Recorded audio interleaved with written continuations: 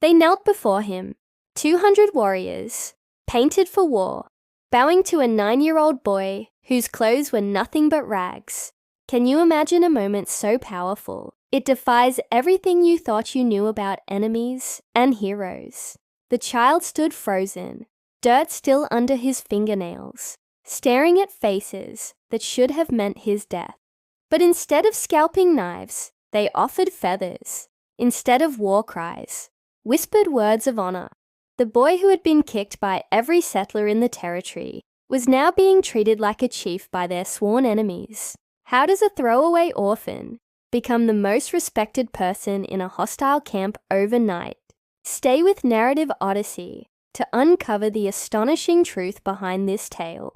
3 days earlier, the same boy had been digging through garbage behind Miller's general store, searching for scraps that wouldn't make him sick. Ezekiel Marsh had learned to move like a shadow through the settlement, avoiding the boots and curses that followed him everywhere. 9 years old and already invisible to everyone who mattered.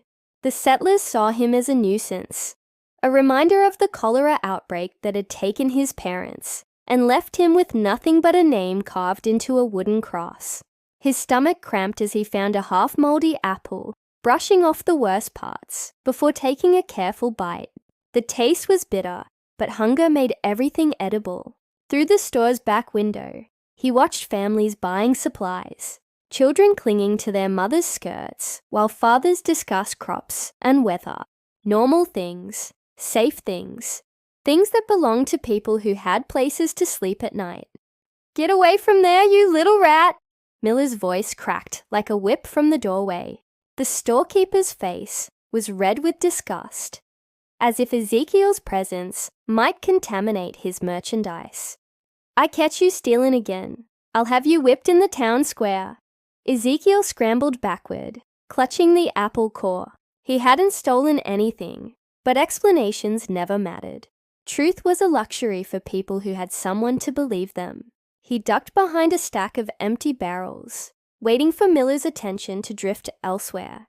This was survival, patience, silence, and staying small enough that most people forgot you existed. The forest edge called to him, promising the kind of peace that only came with solitude. Ezekiel preferred the woods anyway. Trees didn't judge. Animals didn't kick.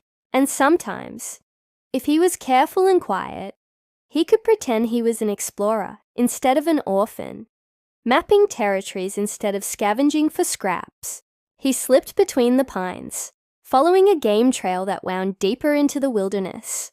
The settlement sounds faded behind him, replaced by birdsong and rustling leaves. Here, he could breathe without watching over his shoulder. Here, he could imagine his parents were waiting for him somewhere ahead, ready to wrap him in arms that remembered what love felt like. But what dark secret awaited in the woods that would change Ezekiel's life forever? Keep watching with Narrative Odyssey to find out. The woods held secrets darker than his loneliness, and today, one of those secrets would change everything he thought he knew about enemies and friends. A groan echoed from somewhere ahead, low and pained, definitely human. Ezekiel froze, every survival instinct screaming at him to run. The sound came again, weaker this time, like air leaking from a punctured lungs. Every rational thought told Ezekiel to turn around and pretend he had heard nothing. Smart orphans lived longer by minding their own business, but curiosity had always been his weakness, the same trait that had gotten him caught stealing apples and earned him more beatings than he could count. He crept forward, placing each foot carefully to avoid snapping twigs. Through a gap in the underbrush, he saw something that made his blood freeze. A man lay crumpled against a fallen log, his dark skin painted with streaks of red and black that looked like war markings. But it was the blood that held Ezekiel's attention. Real blood, not paint, seeping from a deep wound in the man's shoulder and another across his ribs. A native warrior here, alone and dying. Every story Ezekiel had ever heard about the tribes came flooding back. Savage killers who scalped children merciless raiders who burned settlements and took captives. The reason why settlers never traveled alone and always kept their rifles loaded. This man should have been the monster from those nightmares. But lying there, unconscious and broken, he just looked like someone who needed help. The warrior's chest rose and fell in shallow, labored breaths. His face was drawn with pain, even in unconsciousness, and his skin had the grey pallor of someone who had lost too much blood. Without treatment, he would be dead before sunset. Ezekiel had seen enough death to recognize it approaching. He should run, should sprint back to town, and tell Miller or Sheriff Hawkins that there was a wounded native in the woods. They would probably give him a few coins for the information, maybe even call him useful for once. The townspeople would form a hunting party, finish what someone else had started, and Ezekiel would finally be the hero who helped keep the settlement safe. But the warrior stirred slightly, a soft moan escaping his lips, and Ezekiel saw something that stopped him cold. Around the man's neck hung a small leather pouch, and from it dangled a carved wooden horse, simple, childlike, the kind of toy a father might make for his son, the kind of gift that spoke of love, not savagery. The carved horse swayed gently with each labored breath, and suddenly, the monster from the stories became just a man who might have children of his own, a man who someone would miss when he failed to come home. Ezekiel's hands trembled as he realized what he was about to do. Every survival instinct screamed against it. Every lesson he had learned about staying invisible and keeping safe roared in protest. But for the first time in his short, brutal life, something stronger than fear was driving his decisions. Something that felt suspiciously like compassion. The warrior needed water, bandages, shelter. He needed someone to care whether he lived or died.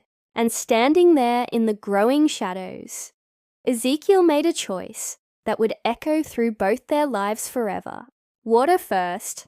The creek ran clear about 50 yards north, and Ezekiel had nothing to carry it in except his cupped hands.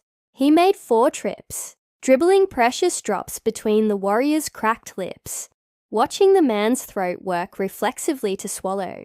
Each journey felt like walking through fire, knowing that discovery meant certain death.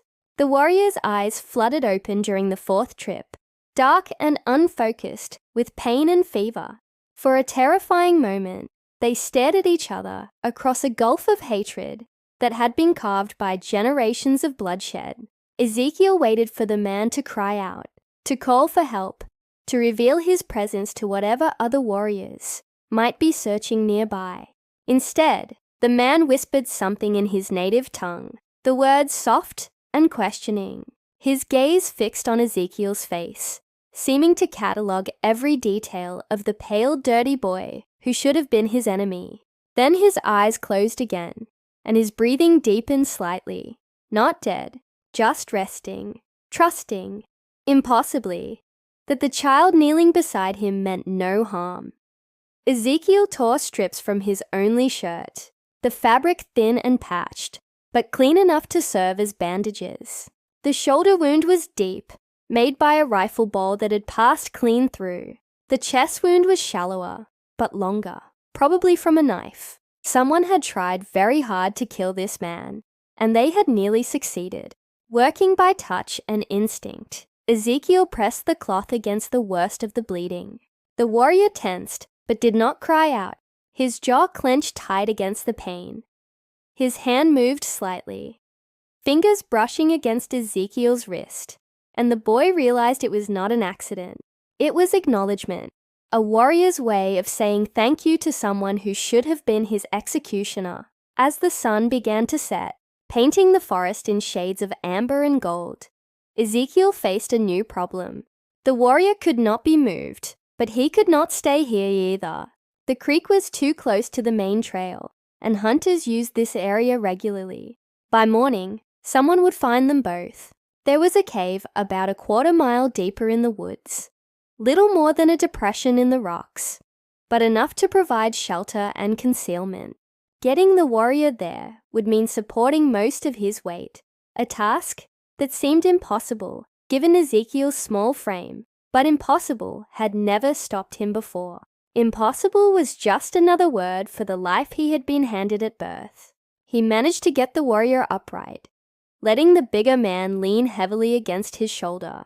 Each step was agony, both of them breathing hard, the warrior's face grey with effort and pain. Blood seeped through the makeshift bandages, leaving a faint trail that Ezekiel would have to cover later. They moved like shadows through the gathering darkness.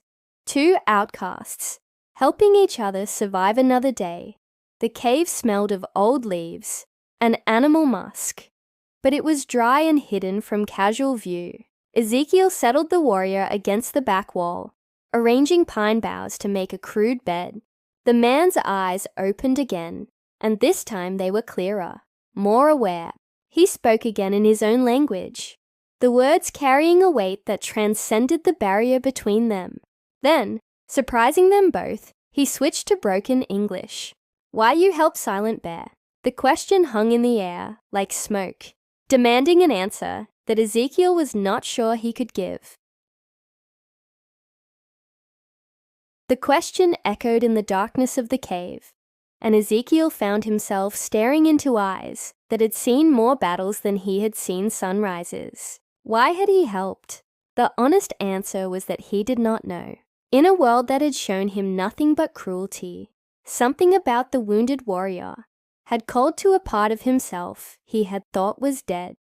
"I don't know," Ezekiel whispered finally, his voice barely audible above the wind outside. "Maybe because nobody ever helped me neither." Silent Bear studied him for a long moment, and something shifted in his expression. Recognition, perhaps, one abandoned soul, seeing itself reflected in another. The warrior's hand moved to the carved horse around his neck, fingers tracing the worn wood with obvious affection. "My son make this," Silent Bear said, his English slow but deliberate. "Before the sickness take him, before soldiers burn my village." His voice carried pain deeper than his physical wounds, the kind that never fully healed. "You remind me of him. Small, brave, alone."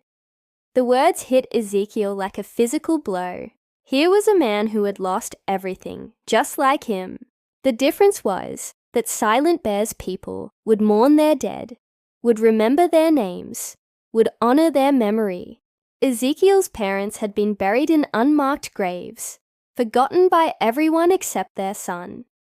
Over the next 2 days, they developed an unlikely routine. Ezekiel would slip away from the settlement each morning, bringing what food he could steal or forage. Silent Bear's strength gradually returned, though he remained weak, and the wounds were far from healed. They communicated in a mixture of broken English and simple gestures, sharing stories that transcended language barriers.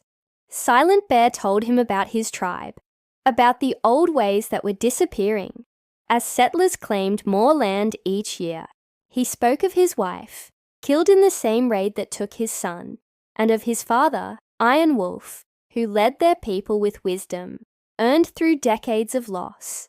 Ezekiel shared his own fragments of memory, the few good times he could remember before sickness and death had stolen his childhood. On the third morning, everything changed. Ezekiel arrived at the cave to find Silent Bear sitting upright, alert in a way that made the boy's skin crawl with sudden fear. The warrior pressed a finger to his lips and pointed toward the cave entrance. Footsteps, multiple sets, moving carefully through the underbrush outside.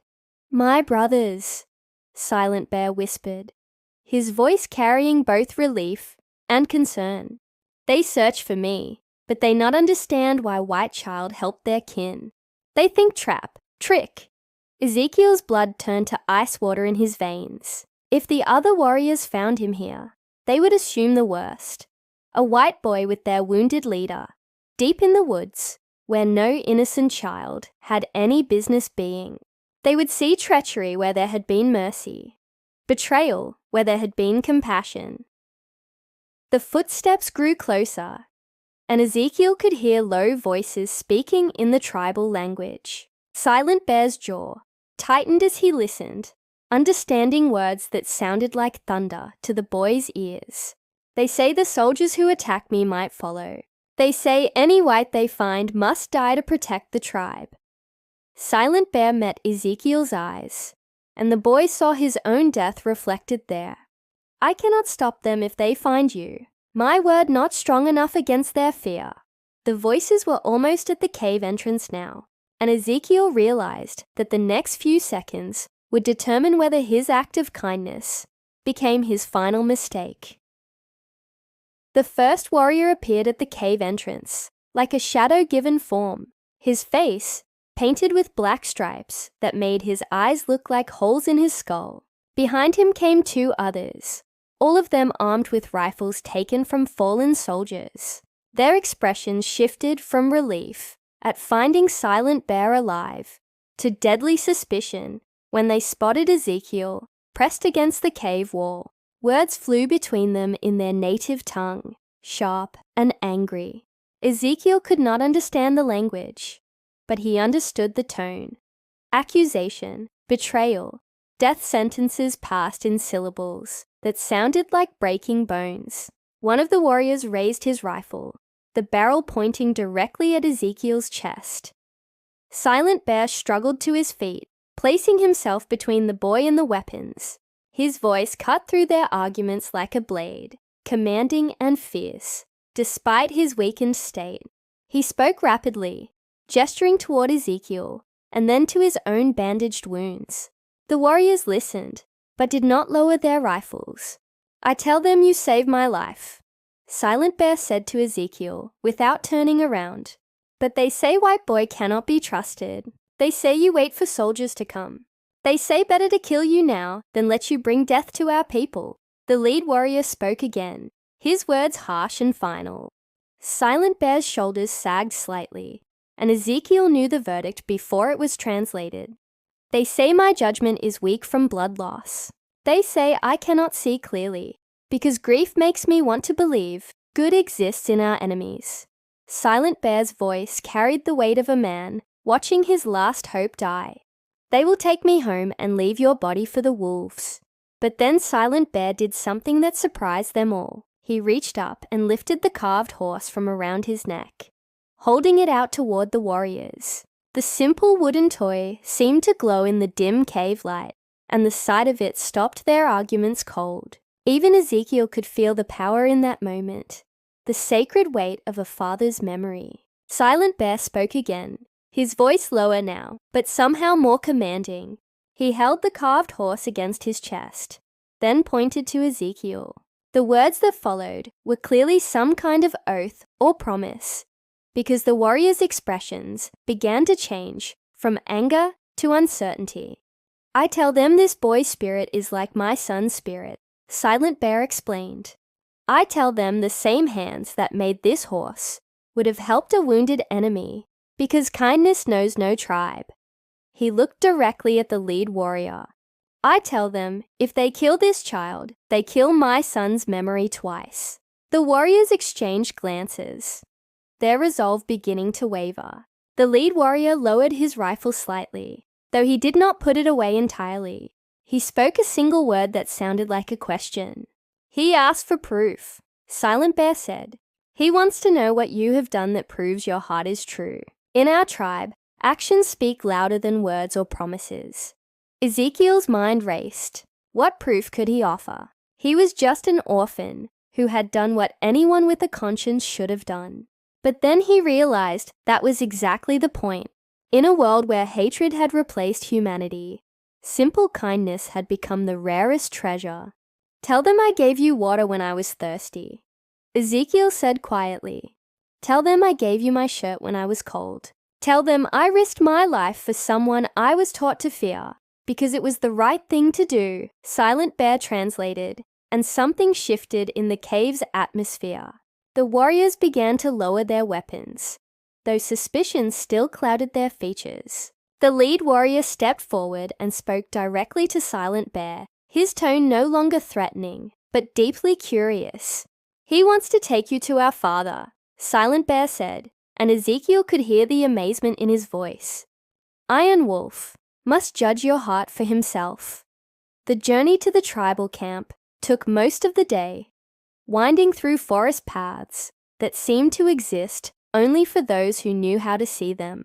Ezekiel walked between two of the warriors, while Silent Bear rode on a makeshift stretcher of branches and animal hide. The pace was steady, but not rushed, giving the boy time to notice how differently these men moved through the wilderness compared to the settlers he knew. They left no trace of their passage, stepping on rocks instead of soft earth, avoiding broken twigs and disturbed undergrowth. Everything about their movements spoke of generations of knowledge passed down from father to son, skills that meant the difference between survival and death in a hostile world. Ezekiel found himself trying to copy their steps, earning a few approving nods from the warrior beside him. As they traveled, Silent Bear spoke quietly with his companions, clearly explaining what had happened over the past 3 days. The warriors' expressions gradually shifted from suspicion to something that might have been curiosity. One of them, a younger man with a scar across his cheek, even offered Ezekiel water from his leather pouch. The tribal camp appeared suddenly, as if it had materialized from the forest itself. Lodges made of animal hide and wooden poles dotted a clearing beside a fast-moving stream.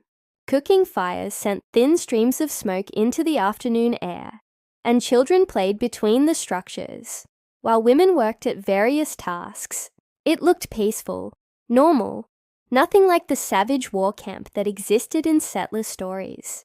But the moment they emerged from the tree line, everything stopped. Children froze mid-game.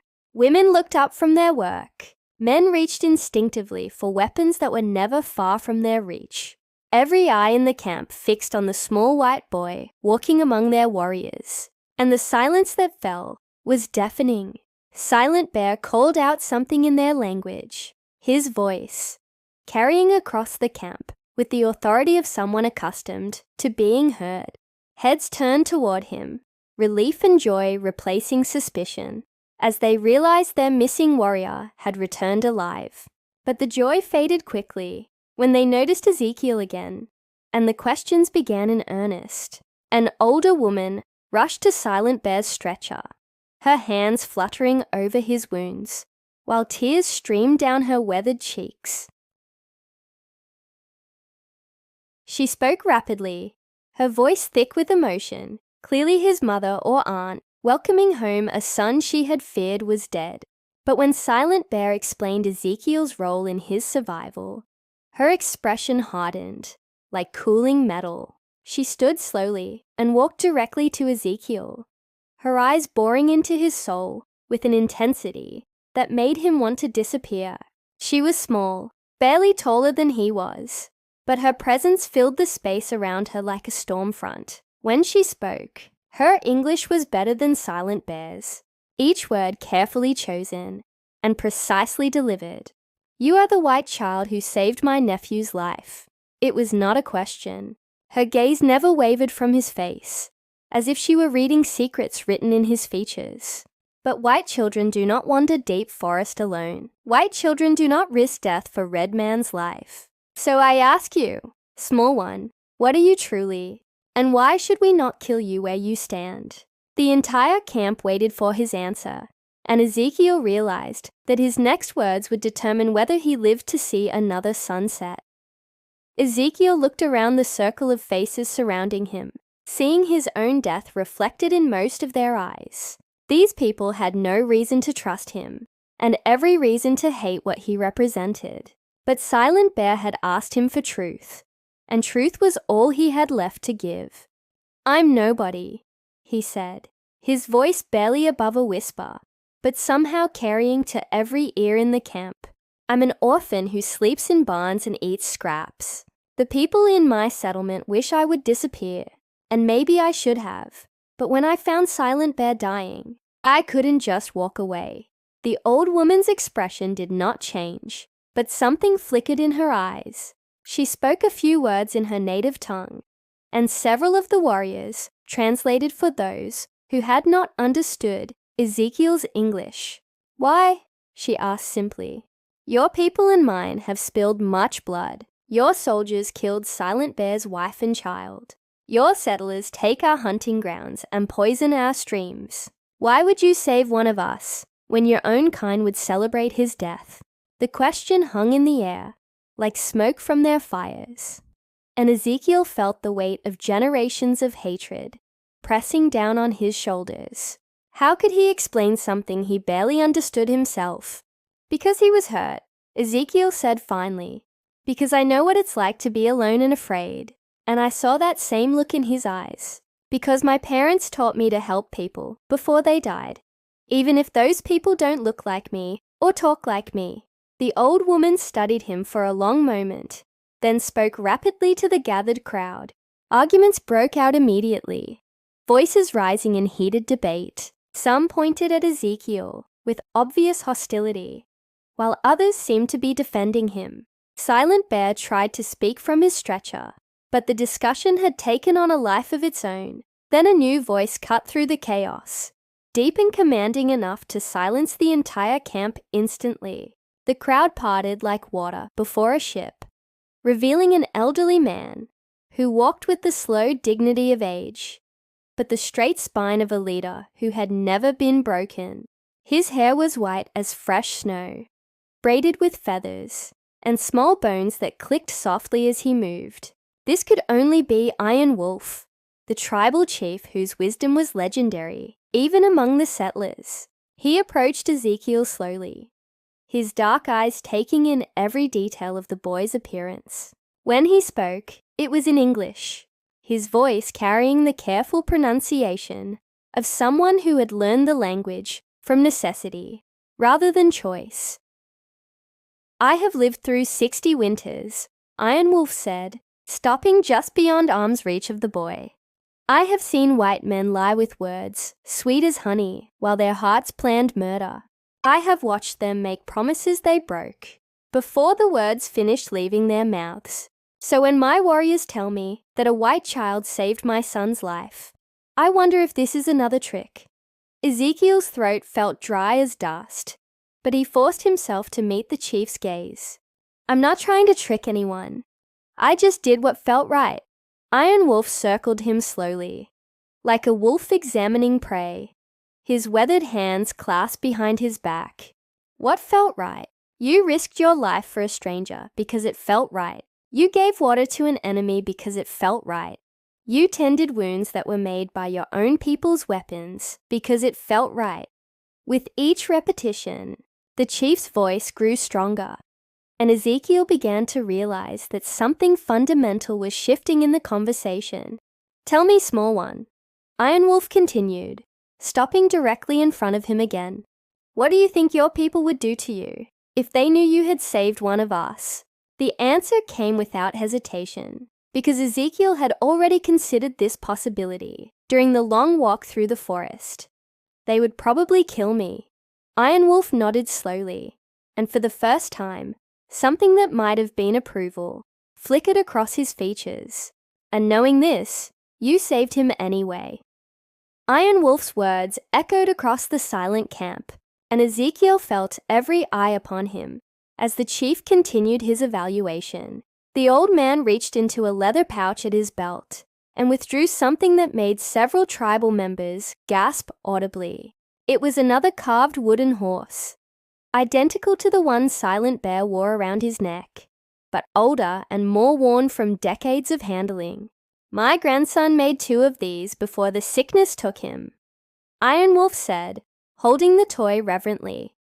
"One for his father, one for me. When I look at this, I see the hands that carved it.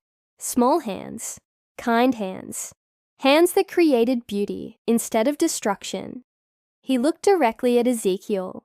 "You have such hands, young one. I can see it in how gently you treated my son's wounds." The chief turned to address his people, speaking in their native language with the authority of someone whose word was law. As he talked, Ezekiel watched the faces around him change from suspicion to wonder to something that looked almost like acceptance. When Iron Wolf finished speaking, the silence that followed felt different, expectant, rather than threatening. I have told my people about a vision I had 3 nights ago. Iron Wolf explained to Ezekiel, I saw a small figure with pale skin tending to one of our wounded warriors. In the vision, this figure had no tribe, no family, no home, but their heart was pure, untainted by the hatred that poisoned so many of our peoples. The chief walked to the center of the camp, where a large fire pit held the remains of the previous night's flames. Warriors began emerging from lodges that Ezekiel had not even noticed, their numbers growing until he could count at least 50 armed men standing in respectful silence around their leader. The spirits told me that such a person would come to us when we needed to remember that goodness exists in all peoples. Iron Wolf continued that this small figure would remind us that hatred is a choice, not a destiny. More warriors appeared from the forest edges, having been summoned by some signal Ezekiel had not seen. Soon, there were over 100 men surrounding the camp. Iron Wolf raised his voice, so it carried to every ear present. Today we have seen that vision come to pass. This child saved the life of Silent Bear when he could have left him to die. This child risked his own life to show mercy to his enemy. This child has proven that the human heart can choose compassion over vengeance. The warriors began to move, forming orderly ranks that created an enormous circle around Ezekiel. He counted row upon row of painted faces, battle-scarred men who had survived countless conflicts, but now looked at him with something approaching reverence. Nearly 200 fighters, each representing years of warfare and loss, all focused on one small orphan boy. In our tradition, Iron Wolf said, when someone saves the life of a tribal member, they become family, not just to that person, but to all of us. He placed his weathered hand on Ezekiel's shoulder. You are no longer an orphan without a people. You are my grandson now, brother to Silent Bear, member of our tribe. As if responding to some unspoken command, every warrior in the circle dropped to one knee, their heads bowed in a gesture of respect that took Ezekiel's breath away. 200 men who had spent their lives fighting his people were now honoring him as one of their own. Welcome home, small brave heart. Iron Wolf said softly, welcome to your family. For the first time in years, Ezekiel felt tears on his cheeks, but they were tears of joy. He had finally found where he belonged. If you enjoyed this story, click the video on your screen now to watch another unforgettable tale from the frontier, where courage and destiny collide in ways you never expected. Don't forget to subscribe to Narrative Odyssey and consider a super chat to help us keep bringing you more stories like these. Your support means everything to Narrative Odyssey,